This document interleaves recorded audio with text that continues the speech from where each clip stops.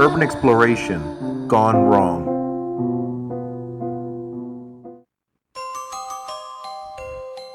Christopher White, a 23-year-old who loves urban exploration, has just got himself some details from a stranger at a bus stop on an abandoned house that has been like that for nearly 50 years. This house happens to be on acres of land, and the stories that this house bears don't seem to scare him. In fact, they fascinate him.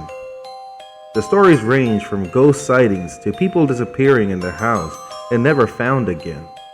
But for this reason, Christopher gathers himself a team of friends to go with him on this exploration.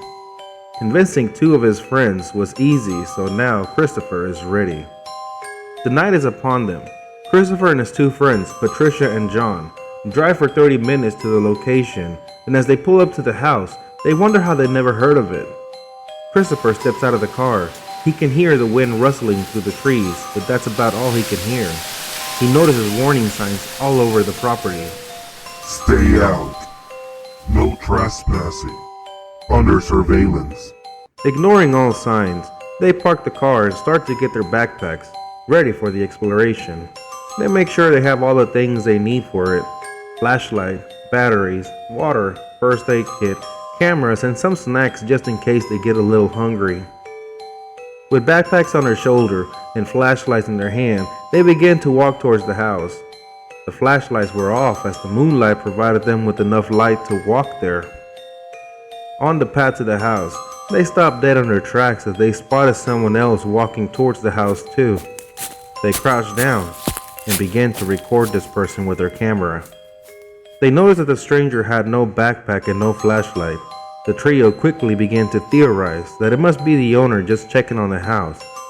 But they soon see the stranger enter the house. Now they're puzzled as they know that it's too dark in the house to walk in it with no flashlight. Dude, we should come back on a different night. Let's just wait till he leaves. He shouldn't be there for too long. He didn't have any gear. Alright, if you say so, man. They waited for an hour and a half, but never saw the stranger walk back out. We should call it a night and head back home. No way, dude. What if he did leave using a different exit that we just can't see? I don't know, guys. This all seems too sketchy to me. I say we should go in and check it out real quick, and if anything happens, we can always run out of there and meet up at the car. But what if there are more people than just that one guy? Nah, that's impossible. We would have heard talking or movement inside the house. Okay, if you're so sure, then you lead the way. With flashlight in hand, Christopher begins to walk towards the house as cautious as possible. Now he is in front of the door, and he opens it. It reveals a pitch black interior, so quiet and stuffy. He turns his flashlight on and notices that the interior of the house isn't as bad as the exterior of the house is.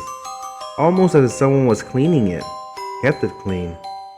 The windows were broken, but no leaves on the floor, no mud tracks, or any of the sort.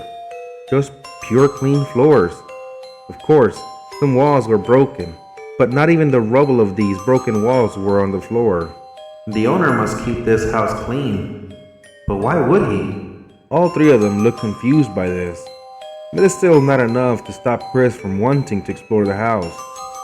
They stand still in the living room area, quiet, trying to listen for anyone's presence in the house. No one seems to be there.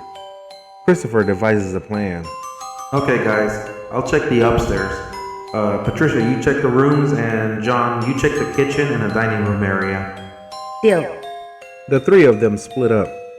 Christopher begins to walk up the stairs as he can hear his friends in the background exploring. He gets to a hallway with 4 doors.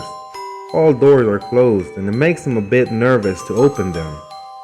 As he approaches the first door, he hears something rustling on the other side of the door, so he decides to stand still, as to not make any noise. The rustling stops. It is followed by a hissing sound, and now Christopher is sure in his heart that it must be an animal. Christopher opens the door slowly and sees a raccoon. The raccoon seemed to be grooming itself repeatedly. Christopher tries to shoo it away, but the raccoon just keeps grooming itself. as if it doesn't notice Christopher being there.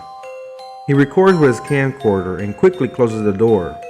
For the next rooms Christopher checks, they all look the same. Nothing scary up there except for some quietness in the dark environment.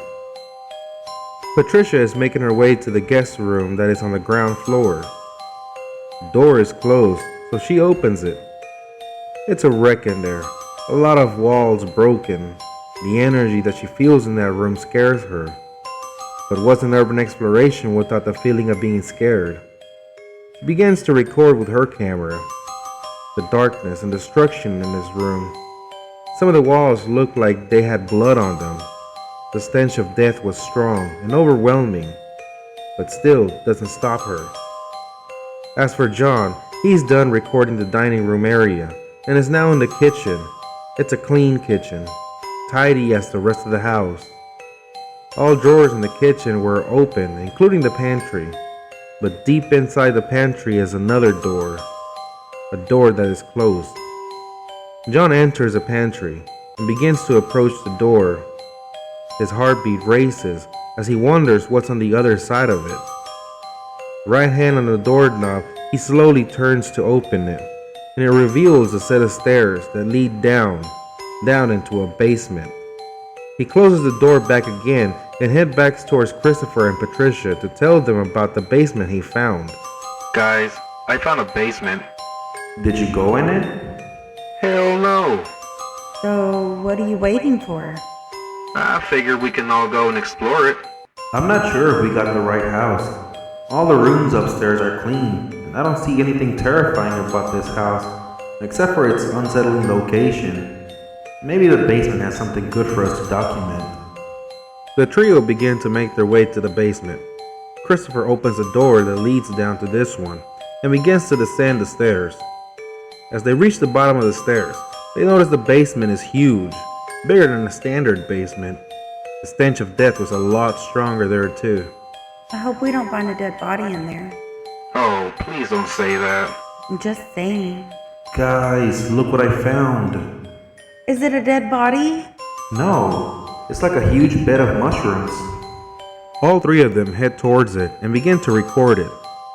It was a huge green lump of mold, the size of a truck, and it was covered with mushrooms that sprouted from it.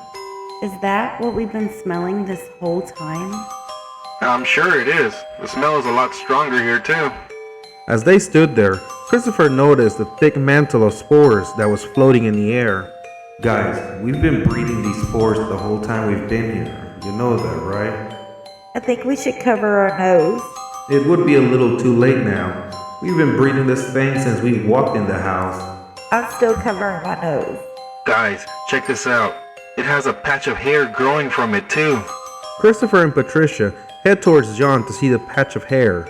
Horrified, they stood there, looking at it, and quickly began to speculate what it could be. It looks like an animal died here and caused all this moldy fungus-looking thing to spread. Dude, this would take about 5 fully grown moose to amount to this. So, you think this is a moose? I don't know, dude. Here, let me carve around it with my pocket knife. Christopher begins to probe as more spores spew into the air. Soon, the trio stood in front of a human who was submerged in this fungus with just the top of his head sticking out. And soon they noticed that it was a stranger who had entered the house before they did. They ran out of there as quickly as they could and headed back towards the car. They were speechless and horrified. None of them could produce a word. Christopher pulled the car keys out of his pocket, but didn't know what to do with them, so he handed it to John, and John handed them to Patricia. Patricia dropped the keys, and they stood there staring at each other, with horror all over their faces. Suddenly, John started walking towards the woods until he got lost in the darkness that surrounded them. So did Christopher, and then Patricia. For the next 3 days, they roamed the woods, standing still for hours at a time, walking so mindlessly. They wanted to just go home, but something stopped them from doing so. Something stopped them from controlling their own bodies and their natural reactions. Something else had taken over their bodies. Their memories faded away slowly. They met up at the edge of a small but deep pond that had dark water and began to dump their backpacks in it, along with their flashlights and camera. Once it was midnight and pitch black again, they walked back to the house and headed straight to the messy guest room. They faced the walls in there and began to bang their heads on it. They felt something itchy inside their heads. The walls had more damage to it now, and after 30 minutes of banging their heads, they suddenly stopped. They walked out of the room and began to clean their mud tracks they had left upon entering the house. Once they were done, all three of them headed back to the basement, where they began to bury themselves into the fungus. With tears in their eyes as they were not in control of their actions anymore, their last memory faded away, and that was when they saw the other guy buried in the fungus. They now knew that it was the spores they had breathed in that had nested inside their bodies and most importantly took over their brain, controlling them, readying them to be buried into the fungus too. Some places are best left alone and unexplored. Some places just aren't meant for humans to roam. But if you just happen to be a curious person, you might just find yourself where realms collide. This story was written by me. If you like my stories and you wish to hear more, please give this video a thumbs up and don't forget to subscribe.